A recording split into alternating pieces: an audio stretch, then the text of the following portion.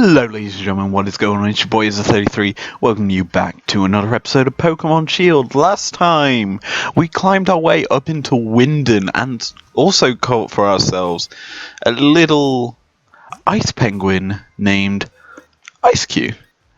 Now, Ice-Q will be our 6th/7th member of the team who we will rotate in, shall we say.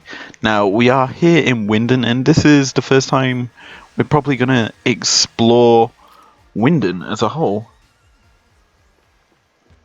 Now, let's go through here, and what we're going to do is explore some absolute fun and adventure here in this place. And there's a lot to do here, and you're probably wondering, hey, it's Monday. You're uploading Pokemon? And you'd be right. I'm finishing up this series in this week. So any TFT time that was scheduled for this week is now not TFT time. So we're here in Winden and we come here and it tells us to go check out Winden Stadium. Now, Winden Stadium is over here and it's this big flowery-esque arena. So we'll head in here and we'll see what the arena holds for us. Now you can see there's league staff surrounding this place, and there's a nice little outside area. There's Ball Guy here, let's speak to him. And this is the Ball Guy, and he's got a Pokeball for us. He gives us a Dream Ball, which is a very rare Pokeball. In this game, it obviously means that it helps you catch Pokemon that are asleep, and yeah, it's quite a nice thing. So we come up to the desk, and Hobbs here, and he's waiting for us to come talk to this guy. Apparently, they've been watching our gym challenge performance, and he has to check our gym badges. So here we go. We'll go to the locker room now, and the semi-finals will start soon. That's right, we're having a semi-final matchup, meaning that there's this match, and then the final. So we look at our team here, and we look at what's in our box. We have Ice-Q's 45. Now, I'm going to switch Cursor out for this first fight, because I don't think it's going to be as useful as what people think. Ice-Q is going to be slightly more useful, and we also want to get some levels into it. So, I'm also going to lead with Arcanine for now. And yeah, we'll head out to the arena to face our first challenge in the Champions Cup. So we head out here onto the nice grassy field like normal. And our first challenge is Marnie. And Marnie is saying that Team Yell and Big Brother and helped in Spike Move, and she wants to become champion, and she's not gonna hold back if she kicks our butt, you know? She's out here to win. So yeah, you can see why I switched out Cursor here. Marnie is a pure dark type trainer, so we should probably get rid of the thing that's weak to dark type Pokemon. Anyway, we'll start with our big arcs here, and Arcanine is godly in this. So Intimidate, stopping Lipod from doing as much attack damage. Also will help. We have Play Rough, so we're going to hurt these dark types quite hard. Surprisingly, the Lipod doesn't go for a fake out here first turn, and instead goes for something that raises its SP attack. Now we are going to OHKO it with that Play Rough, which is a nice start to this battle. And that should lead to some big XP gains here on our team. Scrafty is a second Pokemon. Scrafty, very strong Pokemon. High amount of attack damage, physical attacker. So yeah, we should be able to burst it out with one Play Rough. Indeed we do. Scrafty falls. And that's 2 Pokemon down to big arcs in this Champions Cup semi-final. Now Toxicroak is the next Pokemon offered up to us as a battle, and Toxicroak, good thing for us is I know this has dry skin. Bad thing is we have no strong super effective move on Big Arcs for it, so we'll still play rough it. He's going to go for a Swagger, which I don't think is the smartest play for him, because Swagger obviously is raising my attack, and Big Arcs is very attack heavy, so if we get an attack through here, Toxicroak's going to die, and we're probably going to sweep her team. Now, we do actually get hit by the confusion, and Toxicroak using Toxic probably means it's going to go for a Venoshock or Poison Jab, whichever does double damage in the effect of a Pokemon being poisoned. Now, we'll keep trying to go for the play rough here. Hopefully it'll land, and we do actually land. This should kill the Toxicroak. The only damage we're going to take this turn is from the Toxic damage, and yeah, down goes her third Pokemon to Big Arcs, who's now just below half HP. Morpeko is her fourth Pokemon to come to play with Big Arcs here, and we're hoping to snap out of confusion now, as I want to kill this thing quite quickly. However, we don't, and we actually do manage to hit a play rough here, which is very, very nice. So, yeah. Down goes Morpeko, and Big Arcs is looking to sweep this team, and I think it will drop the confusion after this turn. Grimmsnarl is her last Pokemon here, and she's got everyone backing her. And we have an Arcanine who's barking up her team. You know, I also could have Dynamaxed. I know she's probably going to Dynamax, so we might as well match with our own Dynamax. We'll go for a play rough as well. I know this thing is part fairy, so it shouldn't do too much damage to it, but obviously I want to amplify our damage, shall we say. So, Big Arcs goes big, literally being Big Arcs, and Arcanine should do a reasonable chunk of damage to it, as her Grimmsnarl Gigantamaxes. Now obviously Gigantamax Grimmsnarl is very, very dangerous, and her 960 number, I don't remember what that represents. 960 might be Grimmsnarl's number in the Pokedex or Morpeko's. I'm actually going to check that.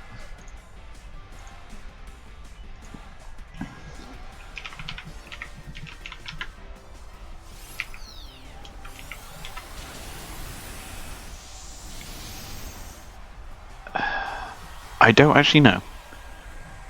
Who knows? Who cares? However, it does bring up, if I type in Pokemon 960, it does bring up Marnie as one of the results, and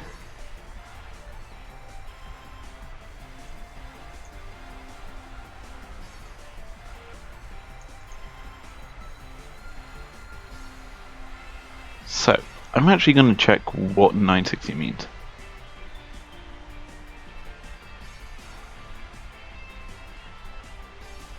Don't know. I'll do a bit more digging.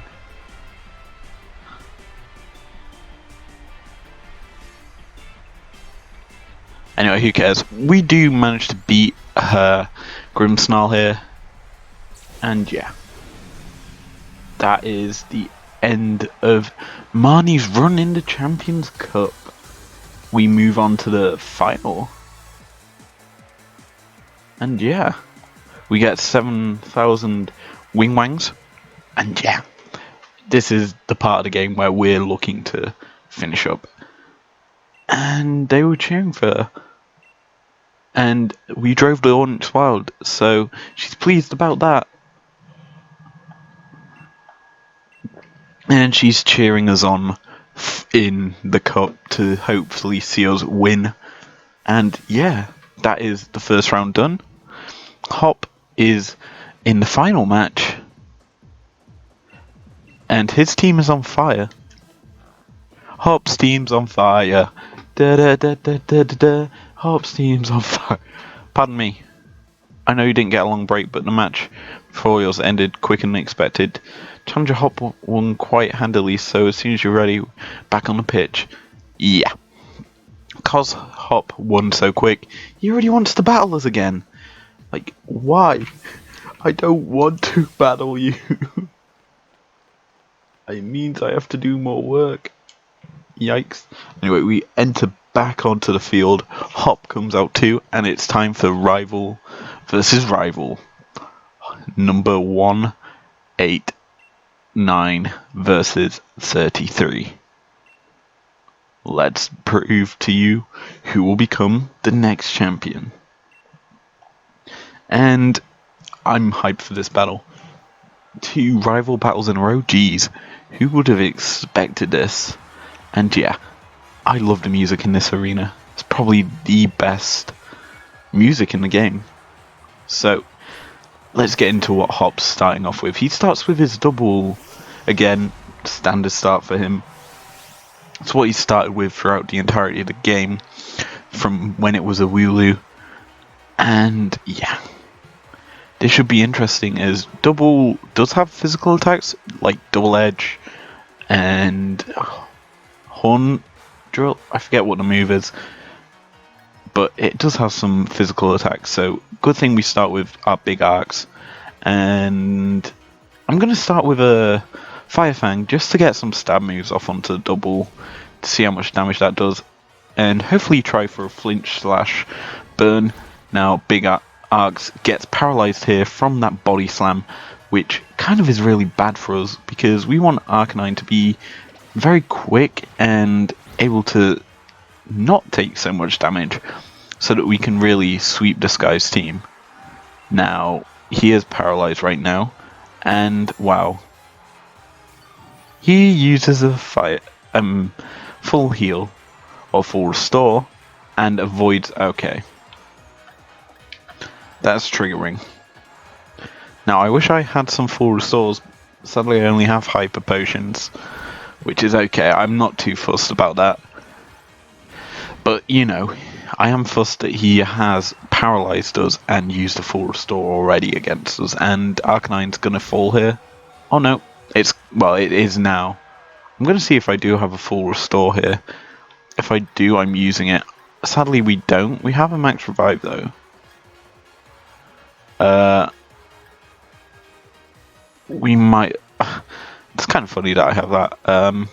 No, we'll go for the extreme speed just to get some damage off here. Yes, we do land. Double doesn't die though, sadly. So yeah, that's quite good that we do that so that we're not wasting a turn here. And we can actually revive if need be our big arcs. So, what do we send in now?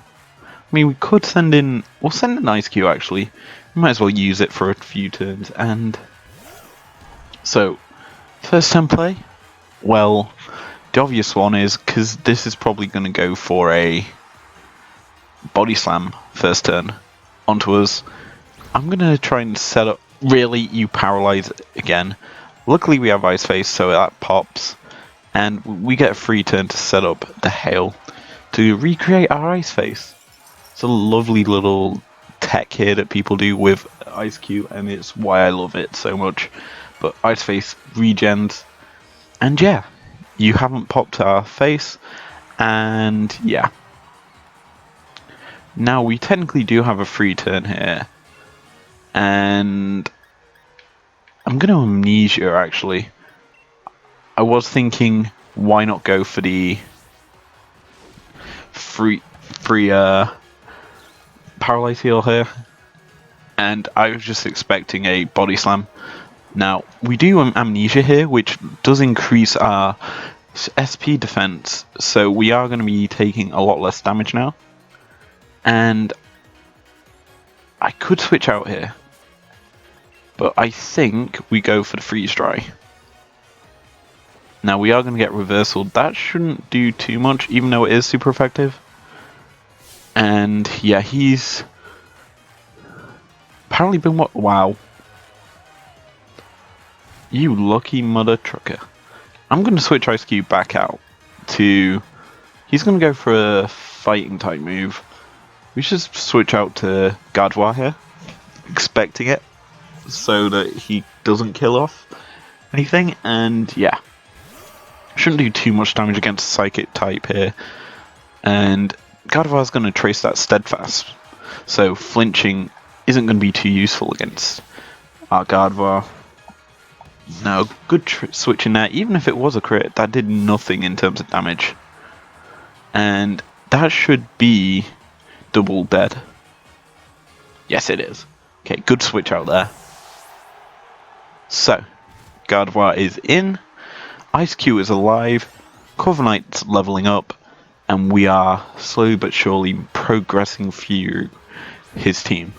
Now, Pinchurin is his next Pokemon. A little electric type. Pikachu in terms of actual look. And we're going to Dazzling Gleam it. We might as well burst it out with our nice little Gardevoir. It is going to boost its stats here in terms of its defensive stats, even though it is lowering its speed. So, Hail Stop, that's actually quite good for us.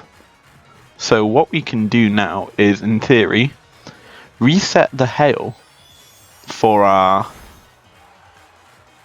Pikachu, Ice Q, as well as set up a electric type attack. Defense by removing the paralysis on it. Okay, so before we do that, Teleon is a bad choice to switch in. Appleton isn't a bad choice.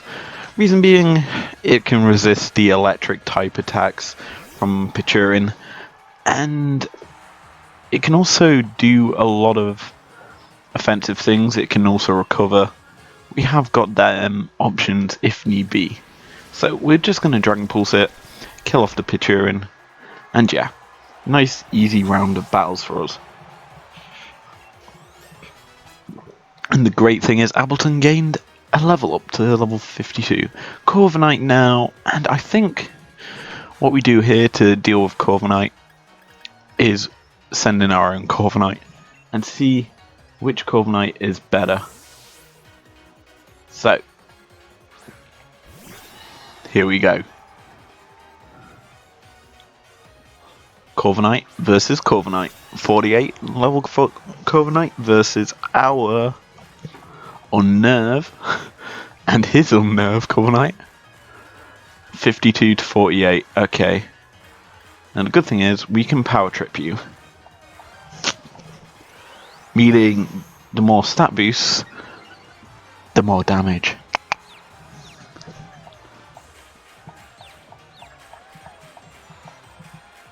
And he goes for a scary face. Okay. That is actually quite nice. And if I'm checking this correctly, the user boosts its strength and attacks target. The user more. Oh. It's only your own. Yikes. So we're just gonna go for Drill Pegs. We might as well. Oh wow, he's actually helping us with our power trip. He's so nice. Now who's gonna get the more powerful power trip, really? The good thing is we do land a Drill Peck here. It isn't very effective, but now we can technically use this because we're at +2. He goes for his own Drill Peck. Doesn't do as much damage as ours. We're probably going to do more damage to ourselves. That being said, our power trip does land. Ooh, look at that damage. Yeah, it was a mistake for him to use that swagger on us, because that's actually given us an advantage in this battle. That being said, us hitting ourselves isn't that good either. So another Drill Peck here. It's still not doing as much damage, and we do snap out of confusion, meaning your Corviknight is essentially in death percent.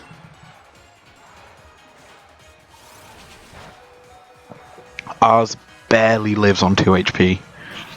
Yikes to you, my friend. Yikes. Our Corviknight is better because we use our moves correctly, I guess. Snorlax. Snorlax is a Pokemon you can technically set up on. So, I'm going to do that. I'll send in Ice Cube. Or Ice Cube with its popped head. We'll set up some Hail so that we can avoid some moves. Because that's what Hail does. Ice basically means... Icy Field basically means that you cannot be popped. Now, we're actually quicker than Snorlax while paralyzed, which is kind of a nice thing. Or he's gone for a negative priority move. I'm probably leaning towards that. But, yeah. We do set up the Ice Face, and it gets immediately popped. But the good thing is, we can now freeze dry it. Go for some damage. Wow, that did nothing. Heavy slam. Yikes, that's gonna hurt. Yeah, Ice Cube falls. I should have probably paid attention to what move it was using. And yeah. Inteleon time. We'll go for some snipe shots here. The crit chance is quite high. We're also down to his second to last Pokemon. We might as well start with our first Dynamax of this battle. With our Inteleon going big boy. Now, obviously, Snipe Shot should do a lot of damage if we were still using it. However, we are now using Max Geyser, which is very, very effective. Especially when you have a Max Dynamax Candy Inteleon. That is probably one of the best things I've done. And we look at the damage, that does so much. And now the field isn't Hail, it's now Rain, so the water type attacks are going to do a lot more. It is going to hit us with a Hammer Arm, and that does a lot of damage. However, he is going to be slower, which really isn't that big of a deal to a Snorlax. Should probably be the slowest thing on the field. And yeah, it's going to die here to a Max Geyser, and it's time for the 1v1 of the century. It's our starter versus his starter. Cinderace versus Inteleon. And yeah, he is going to send out his Cinderace, probably Dynamax it. I forgot the Gigantamax versions of these Pokemon are not in the game yet. We're going to Max Geyser it. And he's going to use his power of the Wishing Star to Dynamax his Cinderace. The first time we're actually seeing his actual Dynamax. Because every time we battled him, there just hasn't been any Dynamax energy around. So yeah, this makes a change to see Big Boy Cinderace versus Big Boy Inteleon. But that's not too big of a deal. We're still going to one-shot it, I do believe. Yep. Bye-bye, Cinderace. GG's, Hop. He's surprised that we used a super effective move when you've seen me use that move already on my Inteleon, who's been in battle for 2 turns at least. But yeah, you know, he's still surprised. Anyway, Inteleon does level up here to 54, and it wants to learn Rain Dance. The irony. Now, we're not Teach It Rain Dance. It's not going to be a Rain team that we're building. But, you know, we still do good here. We beat Hop, and that facial expression. He's annoyed that we beat him. And he eventually does thank us. He gives us less money than Marnie does, which isn't a shame. Considering he's made it further, he should pay us more. And that was the semi-final beaten. Meaning we can progress into the next round, shall we say. So we exit the arena here to Leon doing his signature pose, which we've done before him. And that was incredible, brilliant. You know, he's happy that we did that battle. And yeah. Here we go.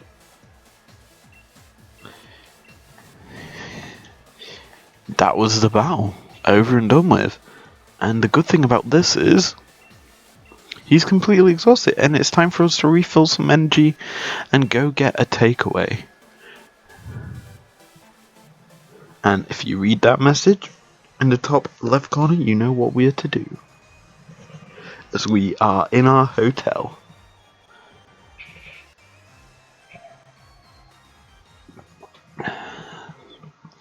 Now we walk in.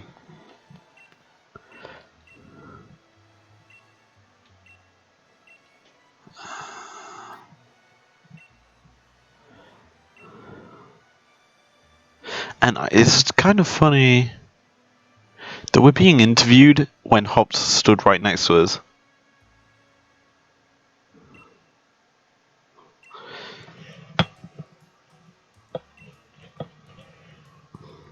And yeah, that was a nice interview. And what we noticed there is we have dinner plans. And we're hoping for Lee to arrive here anytime soon.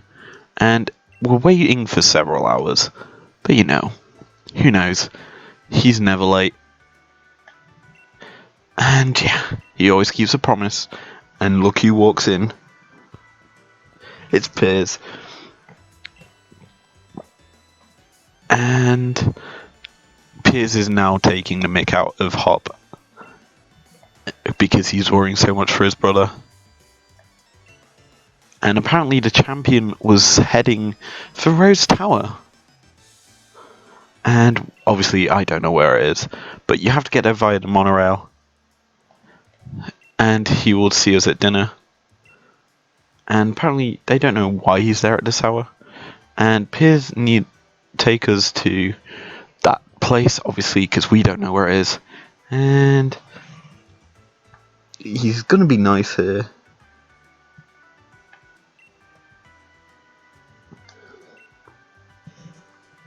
And he's gonna invite Team Yellow along. We might as well. And yeah, let's head on out there to Rose Tower. But that's gonna be in tomorrow's episode for you guys. I say tomorrow. I've got another anarchy analysis to do tomorrow. I guess it'll be Wednesdays. Anyway, if you enjoyed this episode, leave a like down below, subscribe if you're new here if you want to. Jesus has been going for 27 minutes. If you enjoyed it, leave a like down below, subscribe if you're new here if you want to. I've already said that. And I will see you guys next time. Peace out.